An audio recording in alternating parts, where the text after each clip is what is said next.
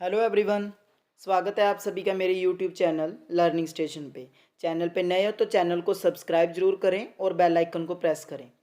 आज मैं इस वीडियो में जिस टॉपिक पे बारे में डिस्कस करने जा रहा हूँ वो है फॉरगेटिंग एंड नेचर, उसका cause and theories of forgetting. तो शुरू करते हैं पहले फॉरगेटिंग से। तो सबसे पहले फॉरगेटिंग का मीनिंग। तो फॉरगेटिंग क्या होता है? भूलना। Forgetting means when we are unable to recall the memorized facts या थिंग्स।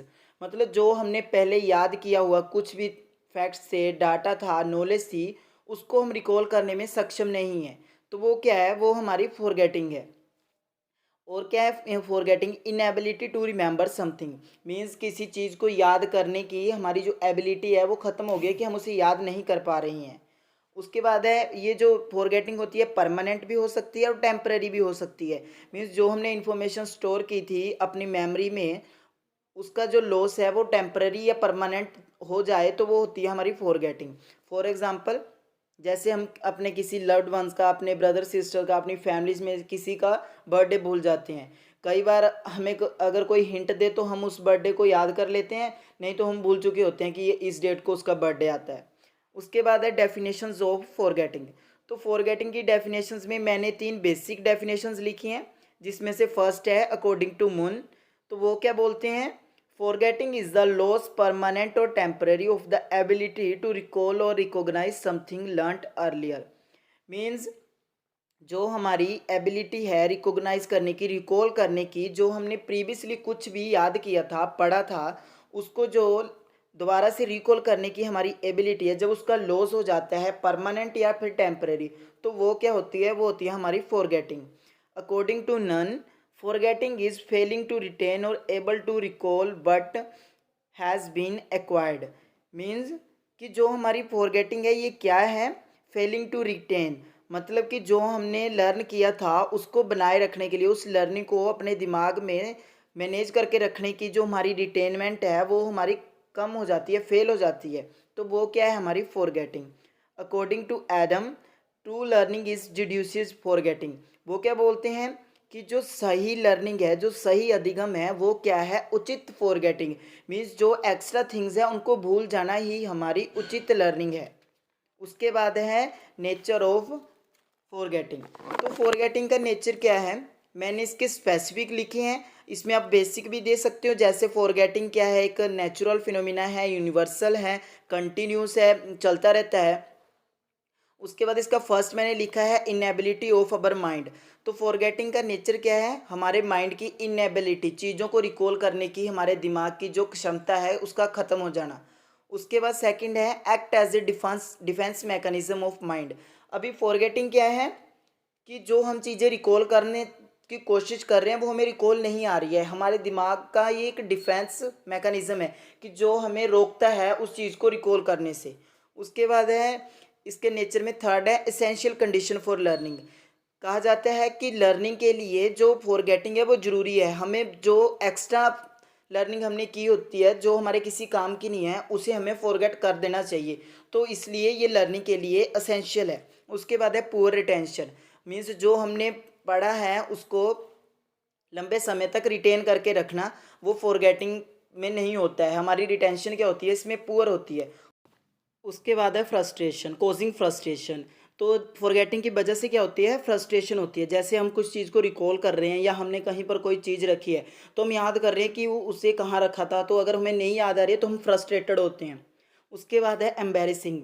एम्बेरसिंग की फॉरगेटिंग की वजह से हमें एम्बेरसमेंट फील होती है। जैसे अगर हमें कोई हमारा ओल्ड फ्रेंड मिल जाए, मीन्स हमारा कोलीग्स है, तो हमें उसका नाम नहीं याद आ रहा है, तो हमें थोड़ा एम्बेरस फील होता है कि यार मुझे इसका नाम नहीं याद आ रहा है, क्या नाम था इसका, तो वो थोड़ा एम्बेरसिंग मोमेंट हो जाता है। उसके बाद है लेस रिकॉग्नाइजेशन।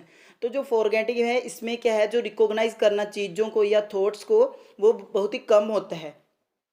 उसके बाद है कोज ऑफ फॉरगेटिंग। तो फॉरगेटिंग के कोज में सबसे पहले है लैप्स ऑफ टाइम। मीन्स कि समय के साथ जैसे समय बीतता है हमारी फॉरगेटिंग हो जाती है। जो हमारी मेमोरी में हमने स्टोर की थी नॉलेज या डाटा, उसमें क्या है? वो हमारे से मेमोरी से बाहर चला जाता है या दूर चला जाता है, जिससे हम रिकॉल नहीं कर पाते इजीली। उसके बाद है लैक ऑफ इंटरेस्ट। मीन्स हमने कुछ लर्न किया, हमारी लर्निंग ऐसी हुई कि हमारा इंटरेस्ट नहीं है उसमें, तो हम क्या है उस चीज़ पे इतना फोकस नहीं करते और वो इजीली फॉरगेट हो जाता है, तो इसकी वजह से भी फॉरगेटिंग होती है। उसके बाद है फैटिज। तो फैटिज में क्या है कि हमारी मेंटल हेल्थ या फिजिकल हेल्थ में प्रॉब्लम्स या डेफिशिएंसी, तो उसकी वजह से भी हमारी क्या है फॉरगेटिंग में प्रॉब्लम रहती है कि अगर हम स्वस्थ ही नहीं है, हमारी फिजिकली हम फिट ही नहीं है, तो हम कैसे लर्निंग हमारी इफ़ेक्टिव होगी। उसके बाद है रोट लर्निंग। रोट लर्निंग में ऐसे है कि मेन फोकस रटने पे रहता है, कॉन्सेप्ट की नॉलेज नहीं होती, तो मेमोरी में आपका रटा हुआ मेमोरी में इतनी ज़्यादा देर तक स्टोर नहीं रहता है, तो उसकी वजह से भी फॉरगेटिंग होती है। उसके बाद है रिट्रीवल फेलियर। रिट्रीवल होता है किसी चीज़ को रिकॉल करना या गेटिंग बैक करना, मतलब जो चीज़ हमने मेमोरी में पहले स्टोर की हुई थी उसको याद करना, तो रिट्रीवल फेलियर की वजह से भी फॉरगेटिंग होती है। उसके बाद है इंटरफ्रेंस। इंटरफ्रेंस होता है कि कोई और मेमोरी इंटरफेयर कर रही है जिसकी वजह से फॉरगेटिंग हो रही है, मतलब हम याद कुछ करना चाह रहे हो और हमें याद कुछ आ रहा है। जैसे आपको कोई कॉन्सेप्ट है, आप उसमें कुछ आप पॉइंट्स लिख रही हो तो वो किसी और के साथ मिक्सअप हो रहे हैं, तो वो हो जाता है इंटरफ्रेंस। उसके बाद है ओवर लर्निंग। ओवर लर्निंग की जो टॉपिक्स इंपॉर्टेंट नहीं भी है हम उन्हें भी लर्न कर रहे हैं, तो उसकी वजह से क्या है हमारी मेमोरी में ज़्यादा स्टोरेज हो जाती है, मीन्स जो हमें नहीं भी चाहिए वो भी उसमें होता है, जिसकी वजह से क्या है फॉरगेटिंग होती है। उसके बाद है ओल्ड एज। तो ओल्ड एज में जैसे जैसे हम ओल्ड होते जाते हैं, बुढ़ापे में आके हमारी फॉरगेटिंग की जो समस्या है वो बढ़ जाती है, हम चीज़ों को भूल जाती हैं, ये हमारी मेडिकल कंडीशन से भी रिलेटेड है। उसके बाद है क्लोजर। तो क्लोजर में ऐसे है कि जो लर्निंग आपस में एक दूसरे से क्लोज रिलेट करती है उसकी वजह से भी फॉरगेटिंग होती है। उसके बाद है इमोशनल ब्लॉकिंग।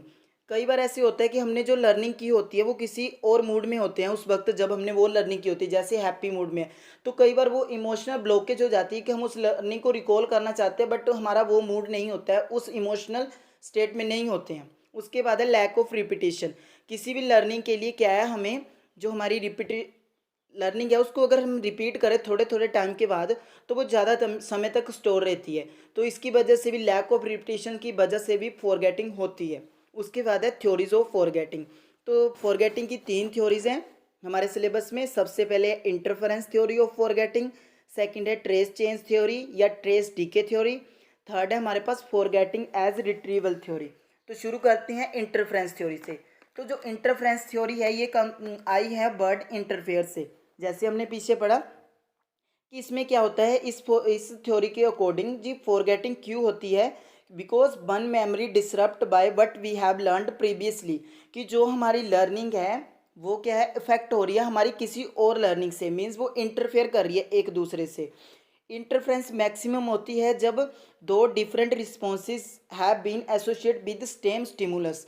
मीन्स किसी एक ही स्टिमुलस से हमारे दो डिफरेंट रिस्पॉन्सेज आ रहे हो, तो क्या है उसमें हम एक जो लर्निंग की है हमने एक स्टिमुलस से और दूसरे से, मीन्स एक स्टिमुलस से हमने एक रिस्पॉन्स से लर्निंग की है, फिर दूसरे रिस्पॉन्स से लर्निंग की है, वो आपस में इंटरफेयर कर रही है। हम एक ही स्टिमुलस को कभी जो रिस्पॉन्स हमने देना था उसका उल्टा दे रहे हैं, हम दूसरे वाले को भूल रहे हैं।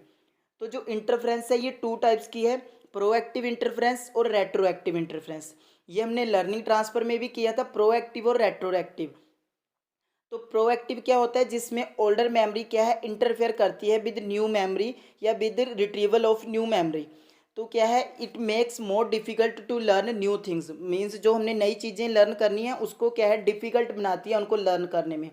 फॉर एग्जाम्पल आप किसी नए घर में शिफ्ट हो रहे हो, तो आप जब अपना एड्रेस लिख रहे हो तो आपको वही पुराना एड्रेस लिखने की आदत सी है कि आप नए एड्रेस की जगह पुराना एड्रेस लिख देते हो, तो वो हो जाती है प्रोएक्टिव इंटरफ्रेंस। मीन्स हम फॉरगेट कर रहे हैं कि अभी हमारा एड्रेस क्या है, वो प्रोएक्टिव है, हमारी ओल्डर मेमोरी इंटरफेयर कर रही है न्यू मेमोरी से। उसके बाद है रेट्रोएक्टिव इंटरफ्रेंस। तो रेट्रोएक्टिव में क्या क्या है कि newer memory interfere with the retrieval of older memory. कि हम अपनी न्यू मेमोरी को रिट्रीव करना चाह रहे हैं, उसको गेटिंग बैक लेना चाह रहे हैं, कि हम उसे रिकॉल करना चाह रहे हैं, परंतु क्या जो हमारी ओल्ड मेमोरी है वो उसको इंटरफेयर कर रही है, ये डिफ़िकल्ट करती है प्रीवियस थिंग्स जो हमने लर्न की है उनको रिकॉल करने में।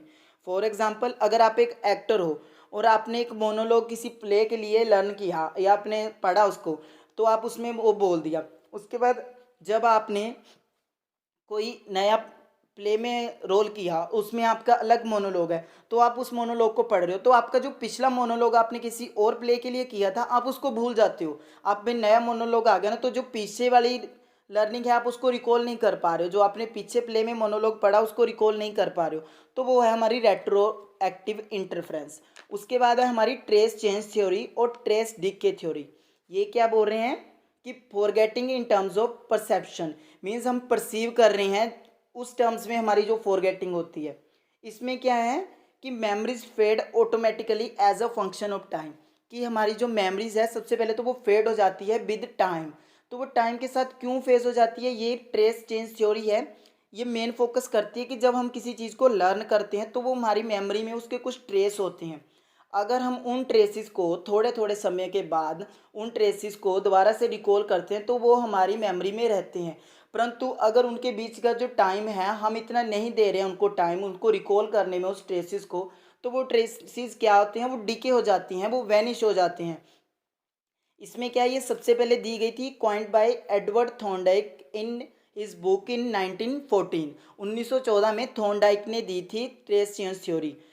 इसका मतलब क्या है, simple state that if a person does not access and use of memory representation they are form the memory trace will fade और डिके ओवर टाइम।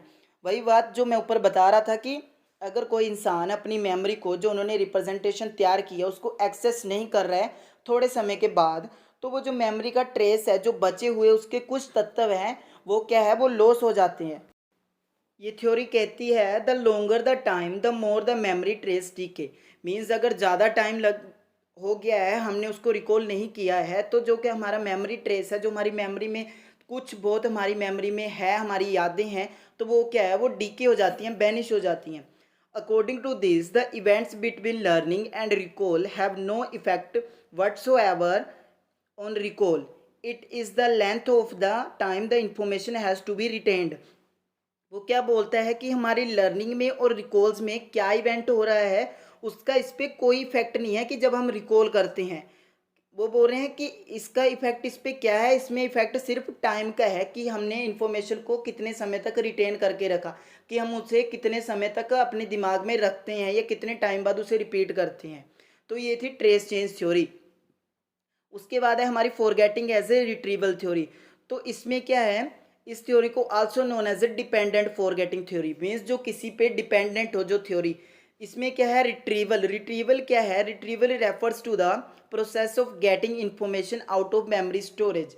मीन्स जो हमने कोई इन्फॉर्मेशन स्टोर की थी या प्रीवियसली लर्न की थी, हमारी मेमोरी में कहीं पे है, उसको वापस लाना, उसको रिट्रीव करना, उसको बोलते हैं रिट्रीवल। तो forgetting occurs due to the retrieval failure और inadequate memory cues, कि जो फॉरगेटिंग है वो क्यों होती है, एक तो हम रिट्रीव नहीं कर पा रहे हैं अपनी इंफॉर्मेशन को या अपनी मेमोरी में जो हमने स्टोर किया था डाटा, और दूसरा है इनएडिक्यूट मेमोरी क्यूज़, कि जो हमारे मेमोरीज के कुछ क्यूज़ थे, कुछ सूचक थे, उनको हम क्या है उन उतने ज़्यादा नहीं हैं कि जिससे हमें हिंट मिल सके कि हाँ हमारी इंफॉर्मेशन ये थी। We observe that when we are trying to recall some event information, it is easier to recall when give some hint. For example, वो क्या बोल रहे हैं कि हमने ऐसा ऑब्जर्व किया है कि when we are trying to recall same event, जब हम किसी चीज़ को याद करना चाहते हैं तो हमारी इंफॉर्मेशन है उस वक्त इजीली आ जाती है अगर हमें हिंट दिए जाए कि हाँ उस वक्त ऐसे हुआ था, ये हुआ था। फॉर एग्जाम्पल, आप अपने रूम से कुछ लाने गए, आप अपने ऑफिस में बैठे हो, आप अपने रूम से या अपने स्टडी रूम में बैठे हो, आप लाने गए अपने रूम से कुछ, तो आप वहाँ जाकर भूल गए, आप फिर से रूम में आए तो आपको फिर से याद आया, आपको भी इन्वायरमेंट ने क्यूज़ दिए कि आप गए क्यों थे, तो आप फिर से गए, आप वहाँ से पेन लेके आए या अपनी नोटबुक लेके आए, तो वो हो जाती है हमारी फॉरगेटिंग रिट्रीवल थ्योरी, कि अगर हमें क्यूज़ नहीं मिल रहे हैं तो हमारी फॉरगेटिंग हो रही है। ये दो तरह की होती है, एक्सटर्नल और इंटरनल। एक्सटर्नल जो कॉन्टेक्स्ट डिपेंडेंट होती है, मीन्स हमारी इन्वायरमेंट हमारी सराउंडिंग पे डिपेंडेंट। इंटरनल जो स्टेट डिपेंडेंट, मतलब खुद पे डिपेंड करती है। तो कॉन्टेक्स्ट डिपेंडेंट में क्या है, इन्वायरमेंट से क्यूज़ मिलती है इसमें हमें। For example, present when learning took place and absent by recalling then forgetting occurs, means जो इन्वायरमेंट पहले प्रेजेंट थी, हम लर्निंग कर रहे थे उस वक्त प्रेजेंट थी, परंतु जब हम उसको रिकॉल करने लगे तो वो इन्वायरमेंट नहीं है, तो वो क्या हो जाती है, वो हो जाती है हमारी एक्सटर्नल, वो है कॉन्टेक्स्ट डिपेंडेंट। फॉर एग्जाम्पल, जैसे आप अपने घर में हैं, आपका पुराना घर है, तो आप अंधेरे में जा रहे हो तो आपको पता है कि कहाँ पे स्विच है, कौन से स्विच से लाइट ऑन होती है, कौन से पंखा चलता है। पर आपका घर क्या है, आपने रिनोवेट किया, आपके घर में चेंजेस आ गए कि जो आपका बोर्ड था, इलेक्ट्रिसिटी बोर्ड, वो कहीं और चला गया, स्विचेस कहीं और चले गए। तो क्या, जब आप अंधेरे में गए तो आपको वो पुराना याद था कि यहाँ पर क्यूज थे, यहाँ पर इन्वायरमेंट वैसी थी, तो आपको वो याद नहीं ना आएगा कि हाँ यहाँ पर ऐसे होगा, क्योंकि इन्वायरमेंट वैसा नहीं है। आपको इन्वायरमेंट से हिंट नहीं मिल रही है कि इस स्विच से बल्ब ऑन होता है, इस स्विच से पंखा चलता है। तो वो है हमारी एक्सटर्नल रिट्रीवल। उसके बाद है इंटरनल। स्टेट डिपेंडेंट होती है, मीन्स इंटरनल हमारे खुद पे डिपेंड, हमारी सेल्फ पे डिपेंड करती है। इसमें क्या है, जो हमारी लर्निंग है वो हमारी इमोशनल स्टेट पे डिपेंड करती है। फॉर एग्जांपल कि जब हमने वो लर्निंग की तो हमारा इमोशनल स्टेट हैप्पी था या सैड था, तो जब हम दोबारा से उसको रिकॉल कर रहे हैं तो हम उसे रिकॉल नहीं कर पा रहे, क्योंकि हमारा माइंड ऑफ स्टेट वैसा नहीं है उस वक्त का कि हम उस चीज़ को रिकॉल करें। अगर वैसा ही हमारा स्टेट ऑफ माइंड है तो हम उस चीज़ को ईजिली रिकॉल कर देते हैं। तो ऐसी इमोशनल स्टेट पे डिपेंडेंट कि वैसी इमोशनल स्टेट नहीं है तो रिकॉल नहीं कर पा रहे हैं, तो वो हो जाती है हमारी state dependent internal retrieval. Means हम उसे रिट्रीव नहीं कर पा रहे हैं। हमारी जो इन्फॉर्मेशन है जो उस स्टेट ऑफ माइंड में थी, हमारी माइंड की स्टेट उस वक्त हैप्पी या सैड थी, तो अभी हमारी वैसी नहीं है, तो उसकी वजह से क्या है, हम उस चीज़ को रिकॉल नहीं कर पा रहे हैं, तो वो है हमारी स्टेट डिपेंडेंट। तो ये थी फॉरगेटिंग एज रिट्रीवल थ्योरी। तो आज हमने पढ़ा फॉरगेटिंग के बारे में, उसका मीनिंग, उसकी डेफिनेशंस, उसका नेचर, उसका कोज और उसकी वेरियस थ्योरीज। वीडियो अच्छी लगी हो तो चैनल को सब्सक्राइब करें और वीडियो को शेयर करें। Thanks for watching.